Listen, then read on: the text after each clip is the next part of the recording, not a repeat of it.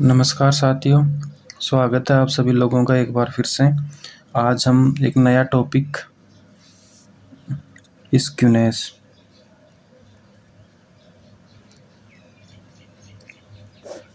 विषमता। देखिए, बहुत ही छोटा सा चैप्टर है और एक क्वेश्चन तो इसमें आएगा, पक्का एक तो आएगा। हो सकता है कि दो भी आ जाएं, लेकिन एक तो पक्का आने वाला है। इस वीडियो में हम स्क्यूनेस की कंप्लीट थ्योरी के बारे में डिस्कस करेंगे।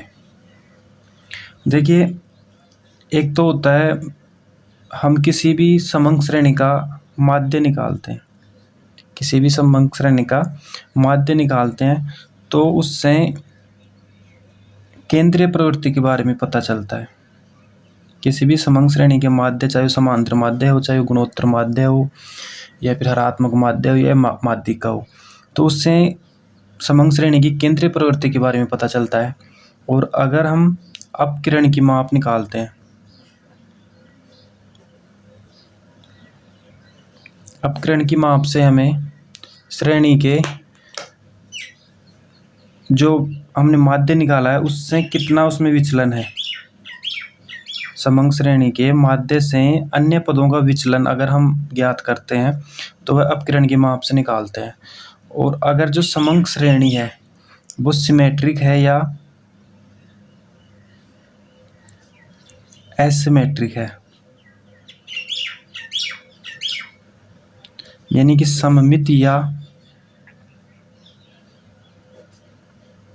असममित, तो यदि किसी समंग श्रेणी हमारी सममित है या असममित है तो उसका पता हमें स्क्यूनेस से चलता है।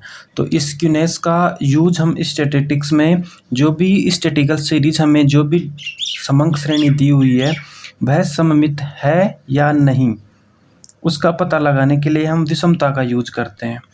तो माध्य से हमें केंद्रीय प्रवृत्ति के बारे में पता चलता है, अपकिरण की माप से माध्य से अन्य पदों का पद विचलन हमें पता चलता है, और कोई श्रेणी सममित है या असममित है इसका पता हमें स्क्यूनेस से चलता है।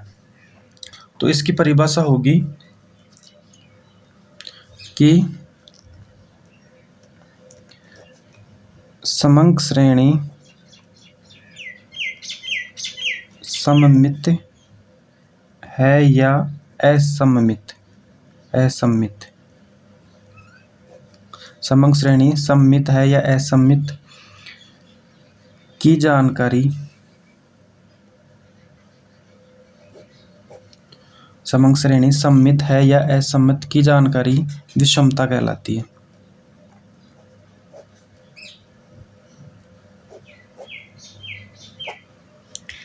अब इसके लिए हमें मीन पता होना चाहिए, मीडियन पता होना चाहिए, और मोड, माध्य, माध्यिका व बहुलक के बारे में पता होना चाहिए। यदि किसी भी समंग श्रेणी के माध्य, माध्यिका और बहुलक यदि तीनों का मान समान होता है तो वहाँ पर विषमता का अभाव पाया जाता है। किसी भी समंग श्रेणी के माध्य, माध्यिका और बहुलक का मान समान होने पर वहाँ विषमता का अभाव पाया जाता है। यदि इन तीनों का मान समान है तो वहाँ होगा विषमता का अभाव, यानी कि दी गई समंग श्रेणी स्क्यूड नहीं है, यानी कि वहाँ पर विषमता का अभाव है। और जहाँ पर विषमता का अभाव होता है वह समंग श्रेणी सममित होती है। फर्स्ट कंडीशन, बहुत ही इंपॉर्टेंट बात है ये, कि यदि माध्य, माध्यिका और बहुलक का मान अगर समान है, किसी भी समंग श्रेणी का, अलग अलग समंग श्रेणी का नहीं, किसी भी एक समंग श्रेणी का माध्य, माध्यिका और बहुलक अगर समान है तो वहाँ पर विषमता का अभाव होगा, और अगर विषमता का अभाव है तो वह श्रेणी सममित होती है। और स्क्यूनेस को हम एस के से इंडिकेट करते हैं और इसका मान हमेशा क्या हो जाएगा, जीरो, यानी कि एस के बराबर अगर जीरो है तो वहाँ पर इन तीनों का मान समान होगा, और अगर तीनों का मान समान है तो वहाँ विषमता का अभाव होगा, और अगर विषमता का अभाव है तो वह श्रेणी सममित श्रेणी होती है। दूसरी कंडीशन होती है कि एक कंडीशन तो ये हो गई कि तीनों का मान समान है, और यदि तीनों का मान समान नहीं है, माध्य माध्यिका इज नॉट इक्वल टू बहुलक, तो इसमें दो केस बनेंगे, सिर्फ दो ही बनेंगे। या तो माध्य का मान सबसे ज़्यादा, फिर माध्यिका, और फिर बहुलक। यदि ये कंडीशन है कि माध्य का मान सबसे ज़्यादा, फिर माध्यिका और फिर बहुलक, तो वह श्रेणी धनात्मक विषमता होती है, उसमें धनात्मक विषमता होती है। अगर तीनों का मान समान नहीं है तो वह श्रेणी क्या होगी, एसिमेट्रिक। और एसिमेट्रिक श्रेणी यानी कि असममित, और अगर श्रेणी असममित है तो उसमें दो केस बनेंगे कि माध्य का मान सबसे ज़्यादा, फिर माध्यिका और फिर बहुलक। और अगर ये कंडीशन है तो वह श्रेणी होगी धनात्मक। अभी हम डिटेल में डिस्कस करेंगे, लिखेंगे, ग्राफ भी बनाएंगे कि धनात्मक विषमता का ग्राफ कैसे बनता है और सममित श्रेणी का ग्राफ कैसे बनता है। और एक दूसरा केस बनता है इसमें कि माध्य का मान सबसे कम हो, फिर माध्यिका का हो, और सबसे ज़्यादा अगर बहुलक का मान है x bar less than m less than z। ये अगर कंडीशन है कि सबसे ज़्यादा z है, फिर माध्यिका है और फिर x बार है, तो वह श्रेणी असममित तो होगी, लेकिन उसमें फिर ये ऋणात्मक विषमता पाई जाएगी, उसमें फिर होगी ऋणात्मक विषमता। ठीक है, तो ये अपने पास ये इसका थ्योरेटिकल पार्ट है कि सममित और असममित क्या होती है, और असममित में फिर धनात्मक विषमता क्या होती है, और फिर ऋणात्मक विषमता क्या होती है। तो हम बात करते हैं सममितता के बारे में। सममित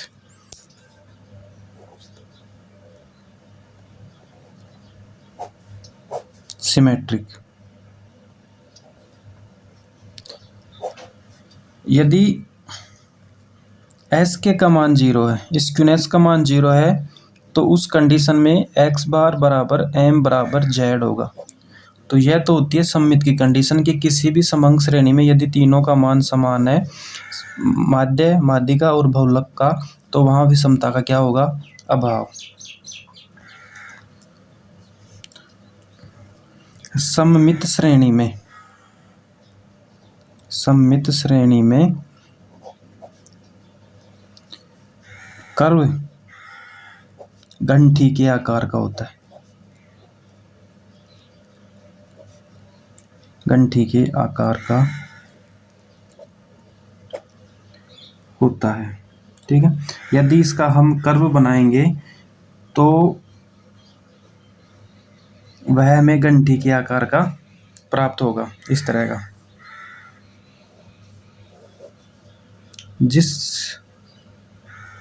एक मिनट, ऐसा नहीं,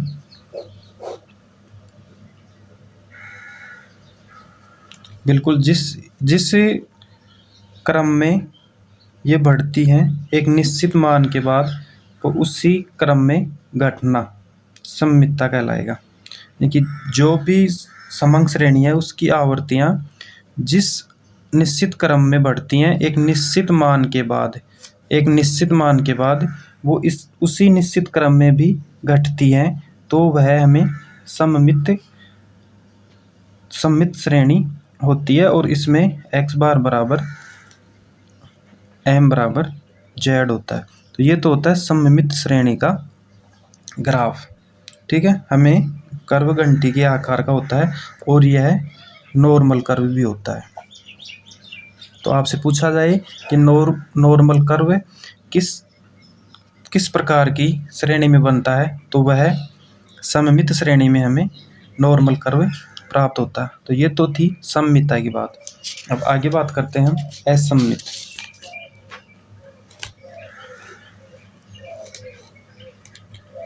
एसिमेट्रिक,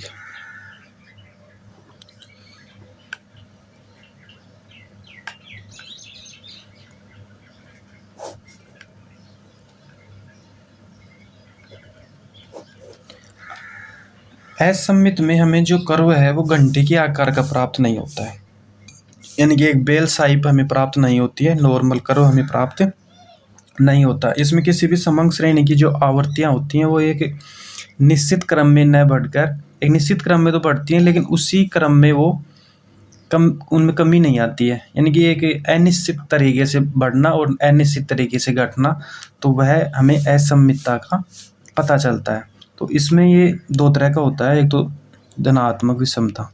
इसमें असममितता में दो तरह की बात होती है, एक तो होती है धनात्मक विषमता, और धनात्मक विषमता पे इन्वेस्टिगेटर जो पेपर लगा था 2020 में दिसंबर में, उसमें क्वेश्चन भी आया था, ठीक है, पॉजिटिवली स्क्यूड। तो इम्पोर्टेंट चीज़ है, क्वेश्चन यहीं से बनेंगे, पक्का है, पॉजिटिवली स्क्यूड। इसमें फर्स्ट कंडीशन तो होती है, आपको ये दे दे कि यदि एक्स बार और ये कंडीशन है तो किस प्रकार की विषमता होगी, तो किस प्रकार की विषमता होगी, धनात्मक विषमता होगी, हमें धनात्मक विषमता। और अगर इसका हम ग्राफ बनाएं, अगर हम इसका ग्राफ बनाएं तो इसकी जो पूंछ होगी ना वो दाहिनी तरफ होगी, इस तरफ, ये कंडीशन होती है इसमें, एक्स बार ये कंडीशन होती है। अगर ये कंडीशन है, अगर ये कंडीशन है तो पूछ भी सकता है कि यदि किसी कर्व में अगर उसकी पूंछ दाहिनी तरफ है तो किस प्रकार का विषमता होगी, उसमें किस प्रकार की विषमता होगी, तो उसमें पॉजिटिवली स्क्यूड होगा। अगर किसी कर्व की पूंछ दाहिनी तरफ है, दाहिनी तरफ इस तरफ है, तो वह धनात्मक विषमता होगी। तो यही बात है, इसमें दो ही बात है, एक तो ये कंडीशन दे सकता है, या फिर कर्व देख के पूछ सकता है कि इसमें किस प्रकार की विषमता है, और शायद इन्वेस्टिगेटर में यही पूछा गया था, यह क्वेश्चन ही था, इसी तरह का ग्राफ था और इसमें पूछा गया था कि किस प्रकार की विषमता है। अगर इसकी पूंछ लंबी पूंछ दाहिनी तरफ है तो वह धनात्मक विषमता होगी। दूसरी बात करते हैं हम ऋणात्मक विषमता।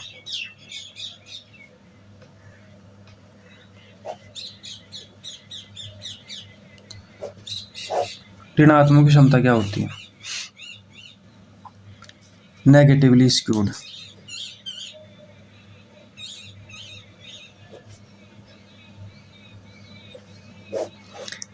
तो इसमें एक तो कंडीशन ये रहेगी अपने पास कि एक्स बार, ये कंडीशन, अगर ये कंडीशन है सबसे ज़्यादा मान बहुलक का, फिर माध्यिका का और फिर समांतर माध्य का, तो वह होगी ऋणात्मक विषमता। और इसका कर्व अगर हम प्राप्त करेंगे तो उसकी जो पूंछ होगी ना, इसकी पूंछ वो बाईं तरफ होगी इस तरीके से, ठीक है, ये ज़्यादा इस तरीके से देख लो, ये जो कर्व होगा ये ऋणात्मक विषमता का होगा, इसमें ये कंडीशन होगी, ठीक है। तो ये हो गई ऋणात्मक विषमता। तो ये तो था अपना थ्योरी का पार्ट कि सममित विषमता होती क्या है। तो विषमता में सममित और असममित होते हैं, और उनका असममित में फिर धनात्मक विषमता और फिर है ऋणात्मक विषमता। अब हम बात करते हैं विषमता का मापन।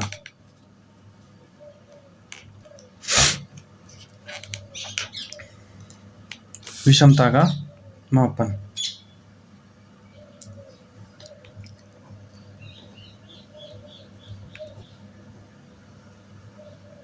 विषमता का मापन, मेजर ऑफ स्क्यूनेस। तो इसमें हम तीन तरीके के फॉर्मूलाज पढ़ेंगे। पहला होगा अपना कार्ल पियर्सन, इसको एस के से इंडिकेट करते हैं, कार्ल पियर्सन का विषमता गुणांक। दूसरा हम पढ़ेंगे बावले का विषमता गुणांक। और तीसरा हम पढ़ेंगे कार्ल पियर्सन का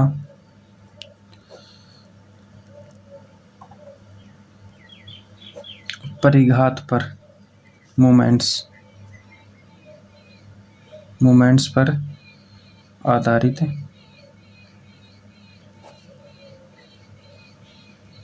विषमता।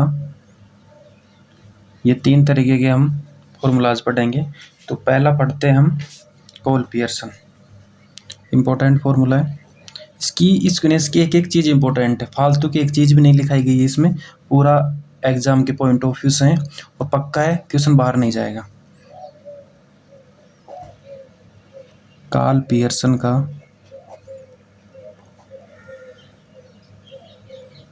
विषमता, कार्ल पियर्सन का विषमता गुणांक, इसको एस के से इंडिकेट करते हैं। तो इसका जो फॉर्मूला है वो है मीन माइनस मोड बटा एस डी, स्टैंडर्ड डेविएशन। यहाँ पर मीन तो है माध्य, मोड है बहुलक और एस डी है स्टैंडर्ड डेविएशन, यानी प्रमाप विचलन। इसको इस तरीके से लिख सकते हैं, मीन को इंडिकेट करते हैं एक्स बार से, मोड को करते हैं जेड से और एस डी को करते हैं सिग्मा से। ठीक है, तो ये था कार्ल पियर्सन का विषमता गुणांक का फॉर्मूला, बहुत ही इंपॉर्टेंट है। इसमें क्वेश्चन कैसा आएगा, मान लीजिए विषमता गुणांक अगर वो फाइंड आउट करवा रहा है तो ये वैल्यू देगा, विषमता गुणांक देख के और इनमें से 2 वैल्यू दे देगा, तीसरी वैल्यू आपसे फाइंड आउट करा सकता है। तो इस तरीके से न्यूमेरिकल क्वेश्चन भी अपने बन सकते हैं। एक तो ये फॉर्मूला है, एक दूसरा फॉर्मूला और है इसका कि अगर बहुलक न देख के अगर वो माध्य का दे दे तो कुछ भी नहीं करना, इसमें 3 से मल्टीप्लाई करना है, एक्स बार माइनस एम लिख देना है इसमें और बटा सिग्मा। ये 2 फॉर्मूला आ जाए इसकी, सबसे ज़्यादा यूज में ये आता है, हो सकता है ये भी यूज में आ जाए। ठीक है, तो इसकी जो रेंज होती है -1 से ये होती है इसकी, और ये 3 से मल्टीप्लाई हो गया तो इसकी रेंज होती है, और अगर एस की 3, ठीक है, अगर इन जनरल पूछे तो इन जनरल सामान्य रूप से अगर कुछ भी नहीं दे और कार्ल पियर्सन के विषमता गुणांक की अगर रेंज पूछे तो ये आएगी, और अगर फॉर्मूला दे के पूछे तो रेंज ये आएगी। ठीक है, अब इसमें अपने पास 3 केस बनते हैं कि कहाँ पर इस फॉर्मूला से हम कैसे पता करें कि सममित है या असममित है, असममित में धनात्मक है या ऋणात्मक है। तो इसमें 3 केस बनते हैं अपने पास। फर्स्ट केस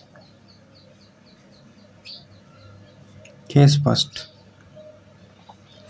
देखिए यदि x बार का मान z के बराबर हो जाए, अगर इन दोनों का मान बराबर हो जाए तो यहाँ पे क्या हो जाएगा 0, और अगर ये 0 हो गया तो s के क्या हो गया 0। तो यदि x बार बराबर z तो s के बराबर 0, तो वहाँ पे क्या हो जाएगा विषमता का अभाव, विषमता का अभाव।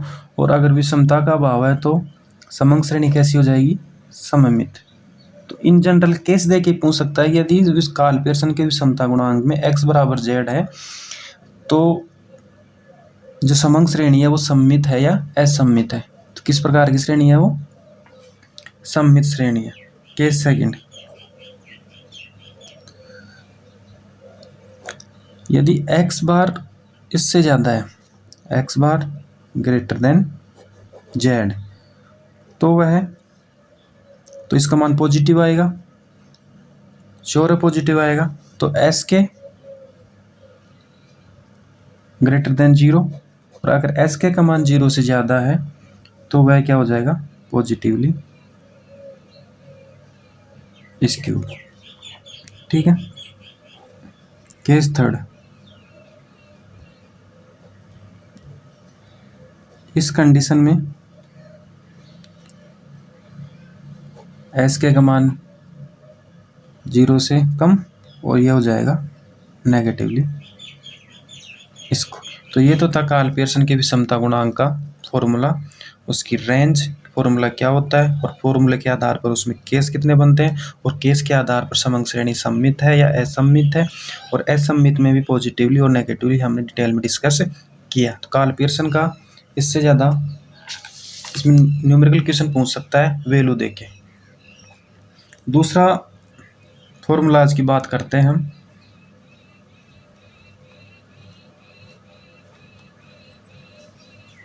बाउले का विषमता गुणांक।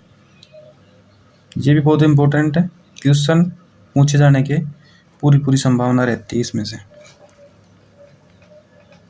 बाउले का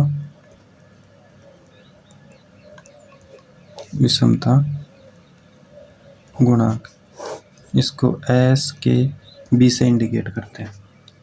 तो इसका जो फॉर्मूला है वो इस तरीके से होता है,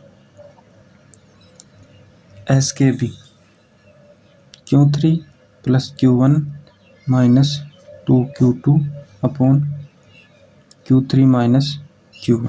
देखिए इधर Q3 प्लस Q1 नीचे इसका माइनस करके और माइनस 2Q2। यह हो सकता है कि Q2 ने देके माध्यिका दे दे हमें को Q3 plus Q1 minus 2m upon Q3 minus Q1। देखिए यहाँ पे Q3 Q1 और Q2 ये क्वार्टाइल होते हैं, चतुर्थक विचलन होते हैं। ये आपने पढ़ा होगा कि किसी भी समंग श्रेणी को ये 4 भागों में बांटते हैं।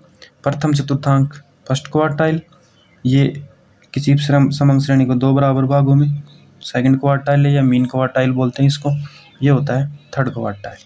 ठीक है। तो ये हैं 2 फॉर्मूलाज, इसमें भी केस बनेंगे, इसमें भी केस बनते हैं। यदि Q3 प्लस Q1 का मान इसके बराबर हो जाए, Q3 प्लस Q1 बराबर 2Q2, तो ये मान 0, एस के बी का मान क्या हो जाएगा 0, और विषमता का अभाव, विषमता का अभाव, और श्रेणी क्या हो जाएगी सममित।